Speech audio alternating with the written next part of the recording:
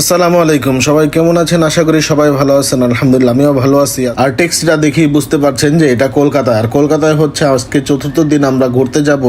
তো ট্যাক্সি ভাড়া করছিলাম, উনি খুব বেশি ভাড়া চাচ্ছিল। আসলে কলকাতায় কিছু কিছু লোক আছে যারা যদি বুঝতেই পারে যে আপনি বাঙালি, তখন আপনাকে অবশ্যই ঠকানোর চেষ্টা করবে। আর এই যে দেখছেন বাসের মতো একটা রেলগাড়ি, এটা হচ্ছে ট্রাম। আর এই জিনিসটা আমার খুব ভালো লাগে, আর এটার মধ্যে ভাড়াও খুব অল্প। যাই হোক, ভাড়া অল্প হলে কিছু আসে যায় না, কারণ আমরা ওটা দিয়ে যাবো না, আমরা যাবো ট্যাক্সিতে। তারপর এখানে আমরা ওনার সাথে কথা বলে 150 টাকায় ফিক্স করে নিলাম এসি সহ।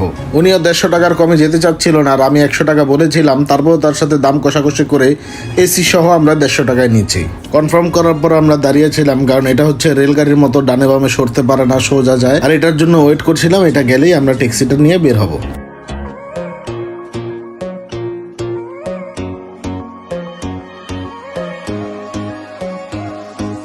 ক্লিয়ার আছে?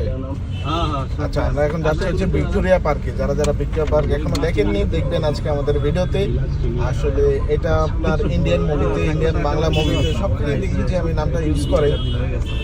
তো আজকে আমরা যাচ্ছি দেলার ভাই, হাফিজ ভাই, আমি ভিক্টোরিয়া পার্কে। সাথে থাকুন, দেখুন। তো যাই হোক, গাড়িতে ওঠার পরে এসিটা সারার পরে আমরা ড্রাইভারের সাথে কথা বলছিলাম, আর ড্রাইভারটাও খুব ভালো ছিল, কারণ এটা হচ্ছে ওনার নিজের গাড়ি।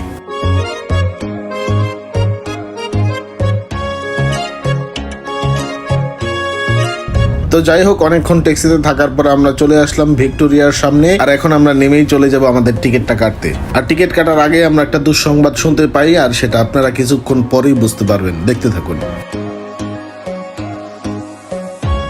কি হয়েছে দাদা, রেলিং ধরে দাঁড়িয়ে আছেন যে? দাদা কি বলবো, কত সুন্দর করে বলে আসলাম যে আপনাদেরকে ভিক্টোরিয়া দেখাবো। দেখুন, ভিক্টোরিয়া দেখুন, দেখা বন্ধ। ওখানে লেখা আছে 6টা অবধি খোলা আছে। আমরা তো 5:30 অবধি এসেছি, কিন্তু ঢুকতে পারছি না, মানে কাউন্টারে লোক চলে গিয়েছে। কি যে করি, হয়তো আর দেখা হবে না। কারণ ভিক্টোরিয়াটা আবার কবে আসবো ঠিক নেই, চলে যাবো কালকে বাংলাদেশ। তো দেখেন না, এখান থেকে জুম করে দেখেন যতটুকু দেখানো যায়। তো যারা অপেক্ষায় ছিলেন যে আমরা ভিক্টোরিয়াতে যাব আর আমাদের সাথে আপনারা ভিক্টোরিয়া পার্কটা ঘুরবেন, তাদের কাছে আমি আন্তরিকভাবে দুঃখিত। কারণ আমরা সারাদিন শপিং করতে করতে এতটাই লেট করেছি যে যাওয়ার পরপরই গিয়ে দেখি যে বন্ধ। তবে আমাদের হাতে আরো আধা ঘন্টা সময় ছিল, কিন্তু টিকিট কাউন্টারে কোনো লোক পাচ্ছিলাম না। আর আমাদের মতো অনেক লোক দেখুন এখানে বাইরে বাইরে ঘুরছে। তো ভিক্টোরিয়া বন্ধ দেখে আমরা ওইখান থেকে একটা ট্যাক্সি নিয়ে নিলাম মাত্র 150 টাকায়, কারণ আমাদের একটা খিদিরপুরে দাওয়াত আছে সিরাজ ভাইয়ের কাছে। আমরা ওই ভিক্টোরিয়া যাওয়ার আগেই উনি ফোন করে বারবার বলছিল যে আজকে না খেয়ে যাওয়া যাবে না। তো আর কি, সিরাজ ভাইয়ের সাথে দেখা হওয়ার পর তো উনি অনেক কিছু খাইয়েছে, আর এখানে আরো মজার মজার চিকেন অনেক কিছু খেয়েছি।